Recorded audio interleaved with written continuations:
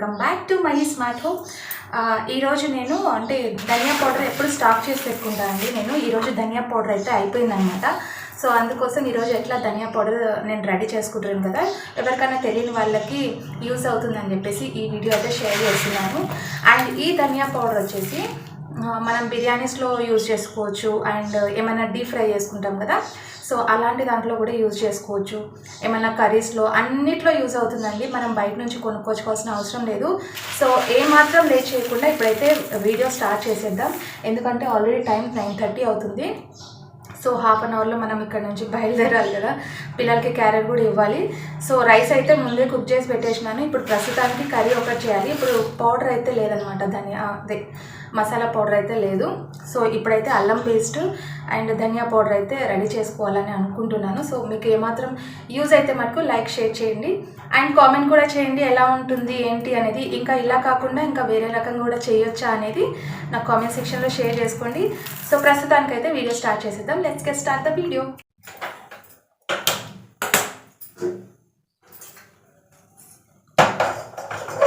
So quantity ఎక్కువ కదా, అందుకోసం ఇదైతే మనకి లో ఫ్లేమ్లో డీప్ ఫ్రై చేసుకున్నా కూడా మంచిగా ఫ్రై అవుతుంది. వేరే అయితే అంటే అల్యూమినియం ఇలా స్టీల్ అయితే అడుగు మాడిపోతుంది అనమాట, లోపల పచ్చిగా ఉంటుంది, బయట మాడినట్టు కనిపిస్తుంది. అందుకోసం నేను ఇది అయితే పెట్టుకున్నాను.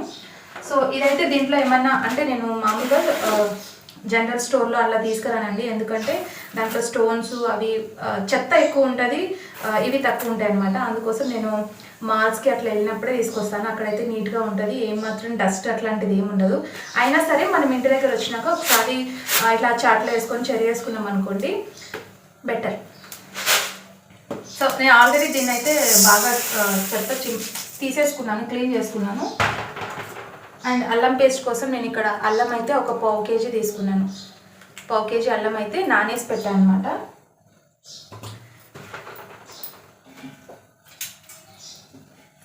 సో ఇది నిన్న ఈవినింగ్ లేట్ అయిపోయిందండి, నేను బయటకు వెళ్ళేసరికి. అందుకోసం ఇంకా ఇప్పుడు చేసుకోవాల్సి వస్తుంది.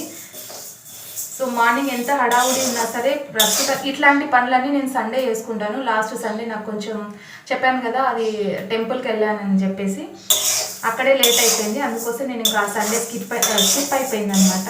ఏమీ రెడీ చేసుకోలేదు. ఇట్లా పౌడర్స్ కానీ ఆల్రెడీ కొబ్బరి పౌడరు, ఈ ధనియా పౌడరు, అల్లం వెల్లుల్లి పేస్ట్ ఇవన్నీ మనం రెడీ చేసి పెట్టుకున్నాం అనుకోండి, మనకి కర్రీస్ చేసుకునేటప్పుడు అంటే మనం ఇప్పుడు ఆఫీస్కి వెళ్ళే వాళ్ళు కానివ్వండి, స్కూల్కి లంచ్ బాక్స్కి అట్లా రెడీ చేసుకోవడానికి తొందరగా అయిపోతుంది అనమాట వర్క్ అనేది. అప్పుడప్పుడు ఫ్రై చేసుకొని మిక్సీకి వేసుకోవాలి అంటే అది పెద్ద రామాయణం కదా. సో ఇదైతే కొంచెం ఈజీ ప్రాసెస్ అనమాట. సో ఇవి లో ఫ్లేమ్లో పెట్టి మంచిగా ఫ్రై చేసుకోవాలి ధనియాలు. సో దీంట్లో కొన్ని ఇసుక కూడా ఉంటుందండి. ఇసుక ఉన్నప్పుడు మనం కొంచెం నీట్గా క్లీన్ చేసుకోవాలి, లేదంటే మనకి మసాలా పౌడర్ వేసుకునేటప్పుడు మొత్తం ఒక్క ఇసుక ఉన్న అంటే మట్టి పెడ్డలు అంటాం కదా, అవి ఒక్కటి వచ్చినాయి అనుకోండి ఇంకా మొత్తం పౌడర్ మొత్తం వేస్ట్ అయిపోతుంది అనమాట. ప్రస్తుతానికి దీన్ని అయితే లో ఫ్లేమ్లో ఫ్రై చేసుకుందాం.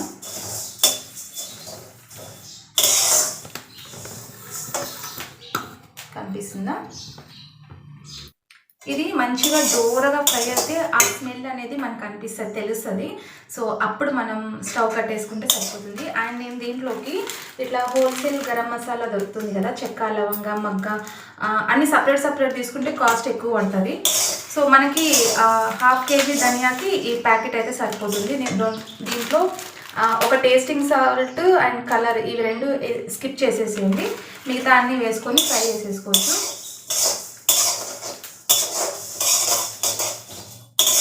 ఇలాంటి పౌడర్స్ అన్నీ ముందే మనం పట్టి పెట్టుకుంటే చాలా బెటర్ అయితే చాలా టైం అయితే సేవ్ అవుతుంది. నేను దీనికోసం అంటే నేను ఆల్రెడీ తెచ్చి పెట్టుకుంటాను ఇవి రాతి పువ్వు, మగ్గ, ఎందుకంటే మనం సండే స్పెషల్ చేస్తుంటాం కదా, సో దాంట్లోకి వేసుకోవడానికి అనేసి. అండ్ ఇప్పుడు ఏంటంటే నేను దీంట్లో వేసుకోవడానికి ఇట్లా సపరేట్గా తెచ్చుకుంటాను. అప్పుడైతే నాకు కొలత అనేది తెలుస్తుంది అనమాట, దీంట్లో ఇంత వేస్తాను కదా అని. ఫస్ట్ నుంచి కానీ నేను ఇట్లా వేసుకుంటూ ఉంటాను. సో దట్ నాకు కూడా ఒక ఐడియా వస్తుంది, దీనికి అంటే 1/2 kgకి ఈ ఒక ప్యాకెట్ వేస్తే సరిపోతుంది కదా అనేసి. సో ఇప్పుడైతే ఇవి ఫ్రై అయిపోయి కొంచెం చల్లారనిద్దాము.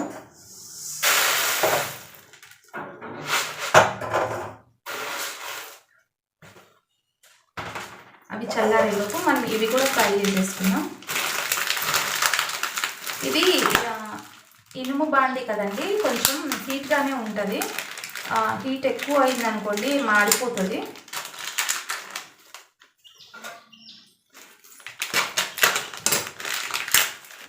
ధనియాలు అవి ఫ్రై అవ్వడానికి కొంచెం లో ఫ్లేమ్లో పెట్టి ఫ్రై చేస్తాం కదా, అందుకోసం కొంచెం టైం అయితే పడుతుందండి. ఓపికతో ఫ్రై చేసుకోవాలి అవైతే, లేదు అంటే హై ఫ్లేమ్లో పెడితే మాడిపోతుంది అనమాట. సో ఇప్పుడైతే నేను చెక్క, లవంగ, బిర్యానీ ఆకు, రాతి పువ్వు, మరాఠీ మొగ్గ, సో ఇవన్నీ హోల్సేల్ గరం మసాలాలు ఉంటాయి కదా, అవన్నీ కలిపి ఇక్కడ ఫ్రై అయితే వేసుకుంటున్నాను. ఇవైతే సాజీరా అనేది తొందరగా మాడిపోతుందండి, అందుకే మనకి ఇనుము బాండి కొంచెం లో ఫ్లేమ్లో పెట్టుకొని ఫ్రై చేసుకొని ఒక 2 మినిట్స్ తర్వాత మనం స్టవ్ కట్టేసామనుకోండి, ఆ వేడికి అనేది బాగా ఫ్రై అయిపోతాయి అన్నమాట. సో టేస్టింగ్ సాల్ట్ ఒకటి వేయకండి మళ్ళీ, లేదంటే మొత్తం త్వరగా మాడిపోతాయి కదా, మనం కొంచెం స్టవ్ కట్టేసుకోవచ్చు. ఇవి ఫ్రై చేస్తుంటే మంచి స్మెల్ వస్తుంది.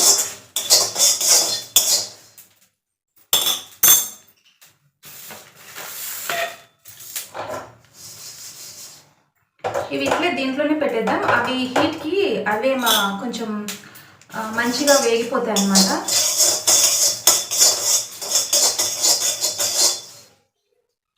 సో ఈలోపు మనము ఎల్లిపాయలు ఒలిచేసుకుందాం అల్లం వెల్లుల్లి పేస్ట్కి.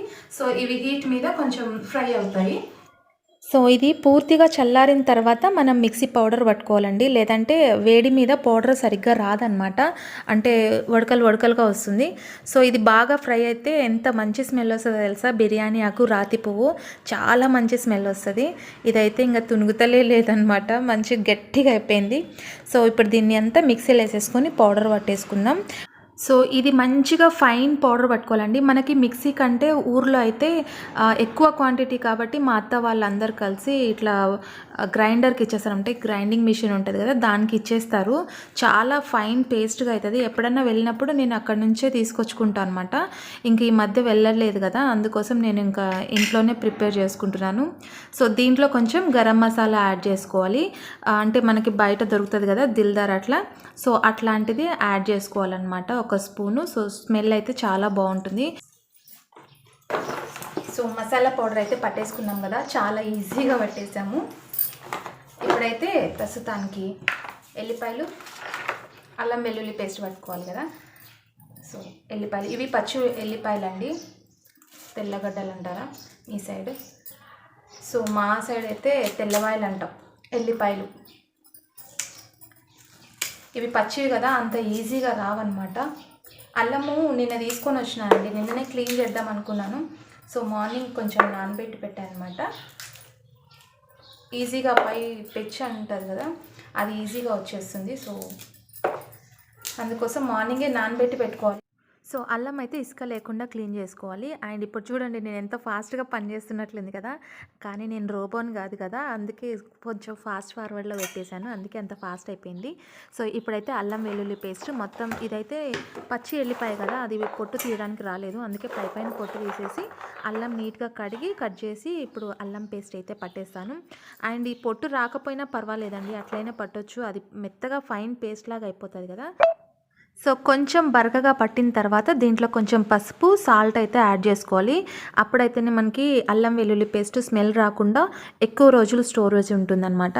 అయినా మనం ఎక్కువ రోజులు ఏం వాడం కదండి, ఒక 1 మంత్, అంటే డైలీ అల్లం వెల్లుల్లి పేస్ట్ వాడాల్సిందే. 1 మంత్ 2 వీక్స్ అట్లా వస్తే చాలు. సో నేను ఎప్పుడైనా సరే 1 మంత్కి సరిపడా అయితే ప్రిపేర్ చేసుకుంటూ ఉంటానన్నమాట. సో ఒక్కోసారి ఫ్రెష్ పేస్ట్ కావాలి అన్నప్పుడు అప్పుడు డైరెక్ట్ అల్లం వెల్లుల్లి, ఉల్లిపాయ, టమాటా అట్లా వేసి పేస్ట్ పట్టేస్తుంటాను అనమాట. సో ఇప్పుడైతే మొత్తం పేస్ట్ అయితే పట్టేశాను. కొంచెం పసుపు ఎక్కువైనట్లుంది, పర్వాలేదు బాగానే ఉంటుంది, ఎక్కువ రోజులు స్టోరేజ్ కదా.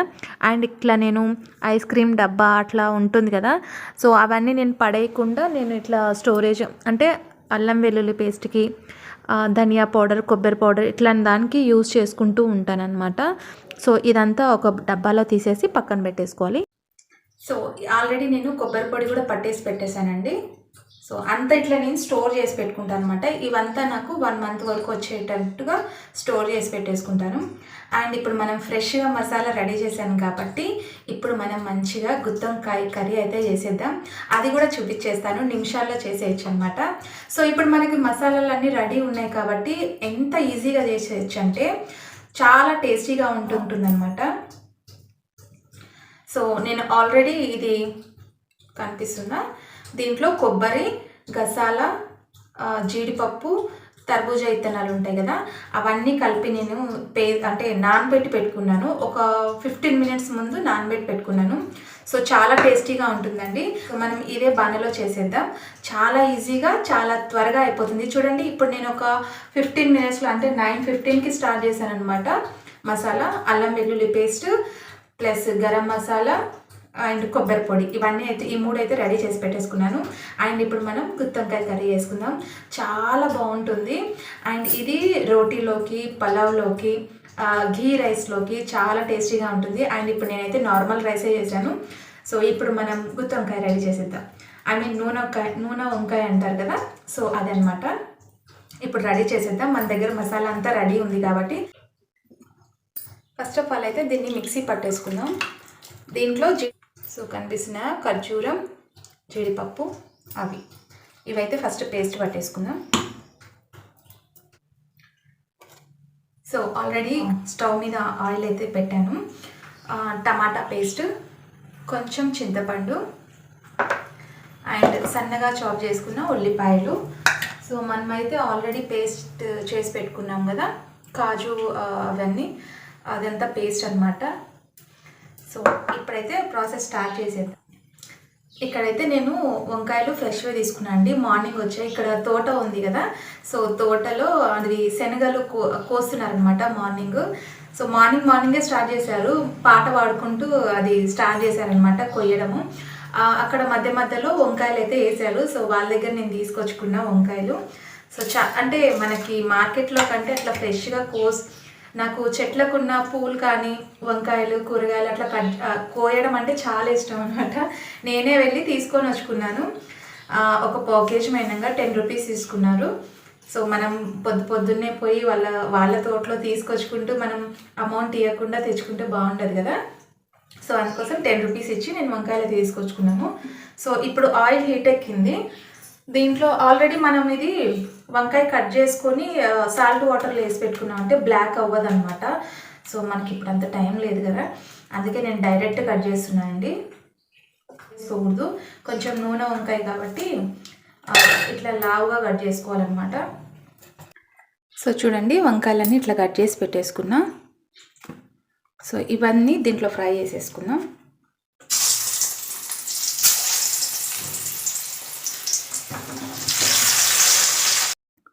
సో దీంట్లోనే మనం కొంచెం సాల్ట్ అయితే యాడ్ చేసుకోవాలి. ఎందుకంటే మనం వంకాయ సాల్ట్ వాటర్లో పెట్టలేదు కాబట్టి డైరెక్ట్ కట్ చేసి వేసాం కదా, అందుకోసం కొంచెం సాల్ట్ యాడ్ చేసామనుకోండి వంకాయ అనేది నల్లబడకుండా ఉంటుందన్నమాట.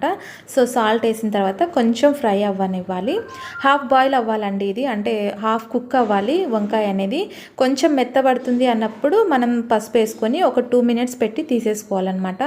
సో మంచిగా లో ఫ్లేమ్లో పెట్టి బాగా కుక్ చేసామనుకోండి మనం తినేటప్పుడు వంకాయ అనేది చాలా స్మూత్గా ఉంటుంది, చాలా టేస్టీగా ఉంటుంది. సో ఒకసారి ఇలా ట్రై చేయండి. ట్రై చేయని వాళ్ళైతే చాలా టేస్టీగా ఉంటుంది. అండ్ ఎస్పెషల్లీ జొన్న రొట్టెల్లోకి అయితే సూపర్గా ఉంటుంది ఈ కర్రీ అయితే. సో అదే బాణలోనే ఇంకా మనం అదే ఆయిల్ ఉంటుంది కదా, మళ్ళీ ఎక్స్ట్రా ఆయిల్ ఏం మనకు అవసరం లేదండి. ఆల్రెడీ మనం ఆయిల్ ఎక్కువ వేసాం కాబట్టి. సో దాంట్లోనే మనం సన్నగా చాప్ చేసుకున్న ఉల్లిపాయలు, అల్లం వెల్లుల్లి పేస్ట్ మనం ఫ్రెష్గా రెడీ చేసుకున్నాం కదా, సో ఆ అల్లం వెల్లుల్లి పేస్ట్, కరివేపాకు, కొత్తిమీర ఇవన్నీ వేసి మంచిగా ఫ్రై చేసుకోవాలండి. సో అల్లం వెల్లుల్లి పేస్ట్ ఫ్రెష్గా వేసాం కదా, చాలా మంచి స్మెల్ అయితే వస్తుంది. సో మంచిగా ఫ్రై అయిపోయిన తర్వాత దీంట్లో కొంచెం పసుపు అయితే యాడ్ చేసుకోవాలి. ఎందుకంటే ఆల్రెడీ మనం వంకాయలో పసుపు యాడ్ చేసాం కదా, దీంట్లో కొంచెం చూసి వేసుకోవాలి, లేకపోతే ఎక్కువ అయిపోతుంది. అల్లం పేస్ట్లో కూడా కొంచెం పసుపు అయితే ఉంటుంది కదా. సో ఇప్పుడైతే ఒక 3 టేబుల్ స్పూన్ అంటే మీ టేస్ట్కి తగ్గట్టుగా కారం అయితే యాడ్ చేసుకోండి. నేను 3 టేబుల్ స్పూన్ కారం అయితే యాడ్ చేశాను.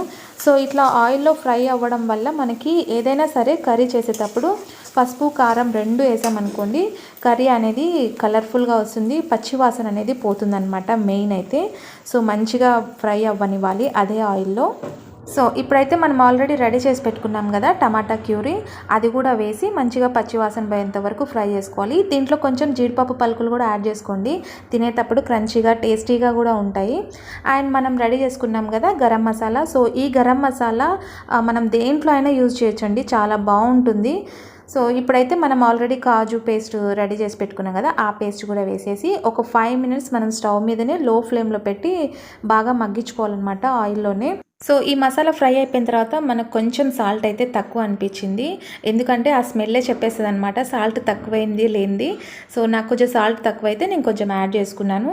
సో బాగా లో ఫ్లేమ్లో పెట్టుకొని బాగా ఫ్రై చేసుకోవాలండి.